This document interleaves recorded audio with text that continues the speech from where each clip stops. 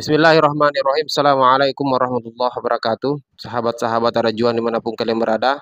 Alhamdulillah kita kembali berjumpa, kita kembali berdiskusi sahabat-sahabat sekalian. Hal yang menarik untuk kita kembali bahas dan kemudian ini adalah sesuatu yang sebenarnya lagi hangat-hangatnya diperbincangkan oleh banyak kalangan, oleh banyak pihak, baik itu elit maupun mungkin dari kalangan-kalangan aktivis, kalangan-kalangan mahasiswa ataupun dari teman-teman yang bergerak sebagai konten kreator ya. Soal sidang yang berlangsung mulai tanggal 27 Maret sampai tanggal 28 Maret yang mempertemukan para penggugat tim kuasa hukum 01 dan 03.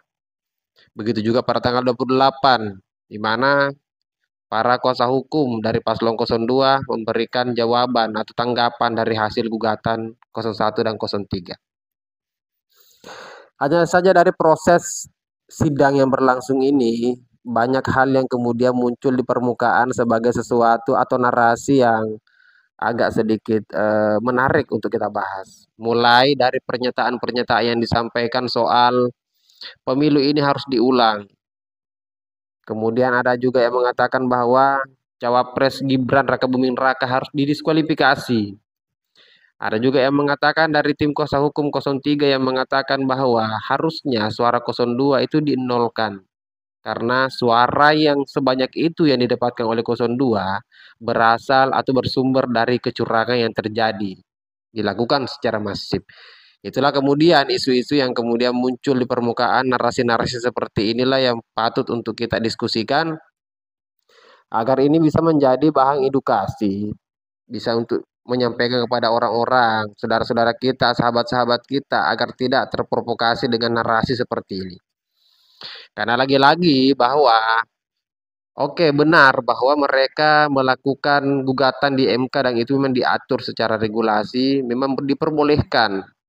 Karena memang MK adalah tempat untuk mempersoalkan itu jika dianggap ada sesuatu yang perlu untuk dikelirkan setelah proses penetapan dari KPU kelar ya. KPU sendiri sudah menetapkan bahwa paslon 02 Pak Prabowo dengan Gibran itu menang dengan perolehan suara 96 juta lebih. Ya. Kemudian disusul dengan paslon 01 dengan perolehan suara 40 juta lebih. Selanjutnya yang ketiga adalah paslon 03 Pak Ganjar dengan perolehan suara 16%, sekitar 20 juta lebih.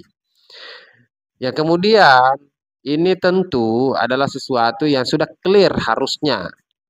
Tapi kemudian setelah itu, pasca penetapan dari KPU, 01 dan 03 menggugat di MK dengan beberapa pertimbangan-pertimbangan dan beberapa bukti-bukti yang kemudian mereka siapkan.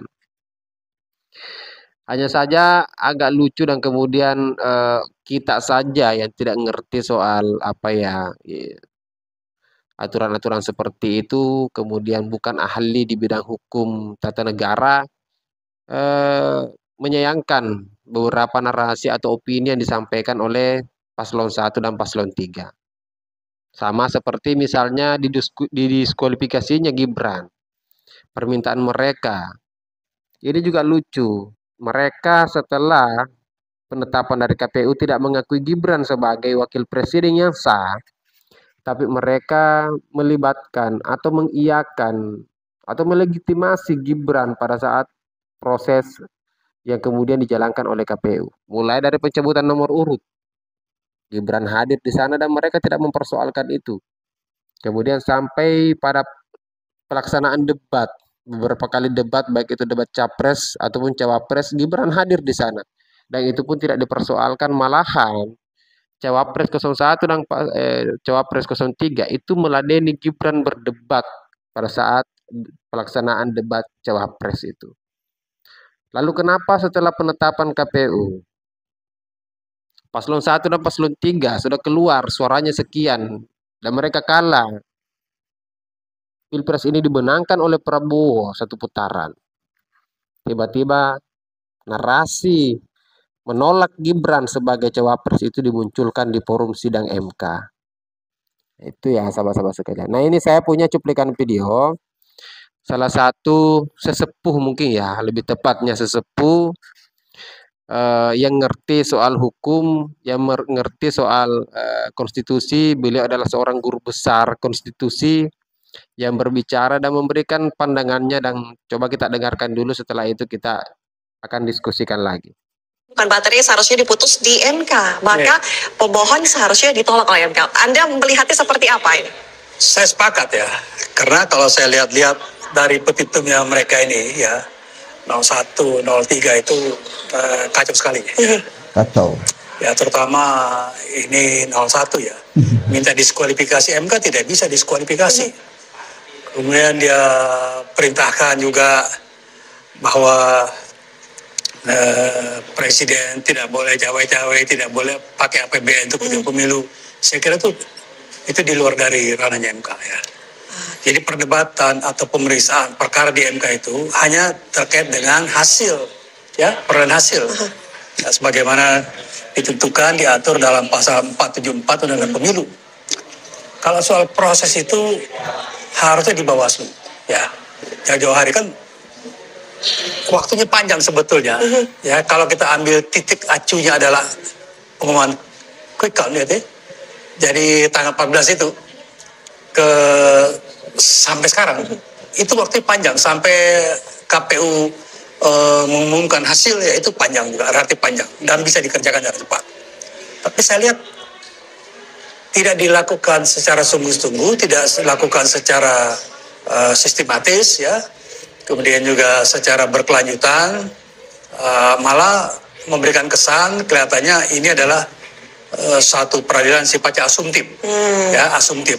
Dan menurut saya spekulatif. Kalau tadi misalnya KPU mengatakan ini manipulatif, saya lebih cenderung spekulatif. Karena 90% itu di luar dari materi yang seharusnya diperiksa di MK.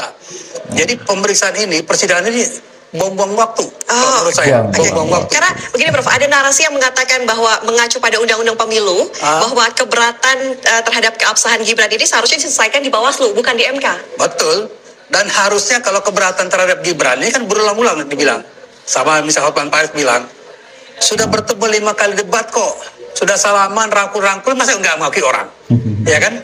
Ini kan secara hukum, itu pengakuan itu. Nggak ada keberatan. Waktu mengambil nomor juga, terima aja semua. Harusnya ketika mau dimulai, keberatan.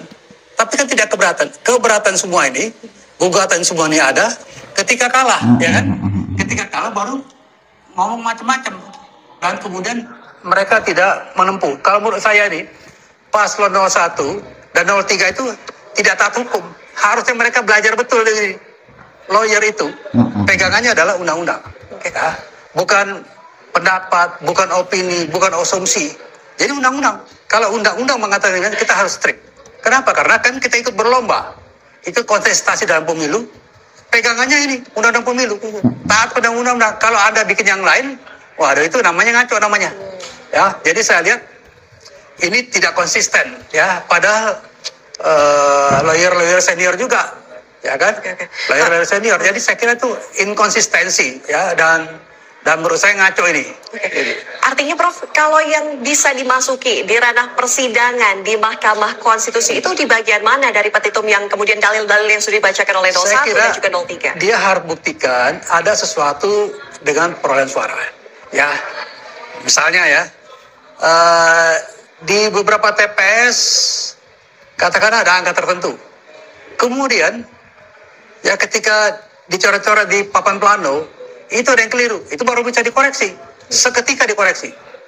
Kalau seandainya semua ini hitungan-hitungan di TPS, ya kemudian dibawa ke tingkat yang lebih tinggi, di tingkat PPK kecamatan, ya kemudian setelah diperiksa, ternyata ada yang keliru dulu. Itu bisa dikoreksi. Kalau tidak dikoreksi, baru dibawa ke MK. Dan kemudian begini, ini bukan soal sekedar suara-suara saja ya.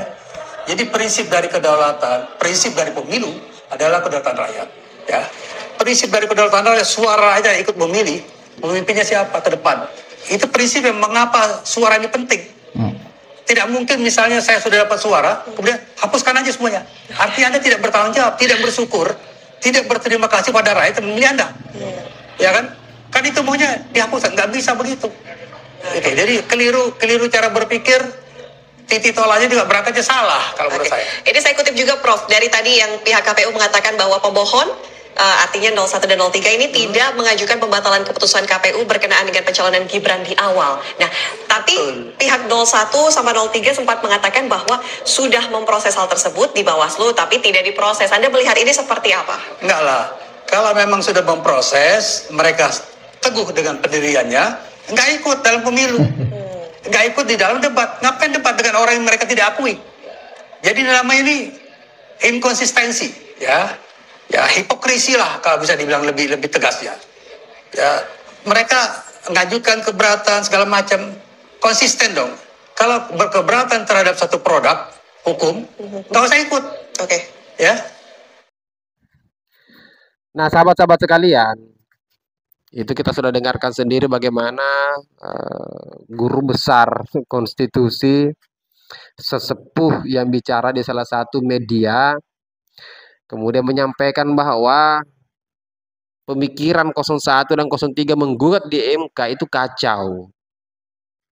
Banyak hal yang seharusnya mereka sampaikan di forum lain, malah disampaikan di forum MK. Banyak hal yang bukan ranahnya MK, justru diperjuangkan di MK. Sama seperti misalnya diskualifikasi cawapres, itu bukan ranah MK. Apalagi mengulang pemilu ini, juga bukan ranah MK. Kemudian soal proses pemilu itu bukan ranahnya MK. MK itu hanya untuk menyelesaikan perselisihan setelah rekapan itu, setelah penghitungan itu. Jadi bukan di situ ranahnya. Dianggap bahwa salah kamar, dianggap bahwa salah tempat mengadu. Harusnya jika mempersoalkan proses itu, maka harus diselesaikan di tataran Bawaslu. Padahal mereka punya waktu yang sangat banyak, ya. Pada saat pendaftaran pasangan calon capres cawapres, oke, terjadi polemik, terjadi riak pada saat diputuskan oleh MK paman dari Gibran, ya, yang kita tahu sendiri pada akhirnya diputuskan oleh MK dan pada proses lain ada KPU. Dan ini tentu melalui sejumlah tahapan sehingga Gibran Rakabuming Raka itu kemudian ditetapkan sebagai cawapres yang sah. Harusnya jika mereka keberatan dengan keberadaan Gibran di sana sebagai cawapres yang dianggap tidak sah secara regulasi, harusnya dari awal dipersoalkan. Jangan ikuti tahapan yang kemudian dilakukan oleh KPU jika keberadaan Gibran itu belum clear, belum diselesaikan. Harusnya kan di situ. Loh, kenapa pada saat kalah baru kemudian narasi itu dimunculkan di forum MK, di persidangan MK? Gimana anak-anak Abah? Gimana teman-teman yang ada di barisan 03, kandang banteng jebol? Gimana menurut kalian? Silakan berkomentar, tapi jangan menghina. Mungkin itu saja sahabat-sahabat sekalian. Akhir kata, wallahul muwaffiq ila aqwamit thoriq. Assalamualaikum warahmatullahi wabarakatuh.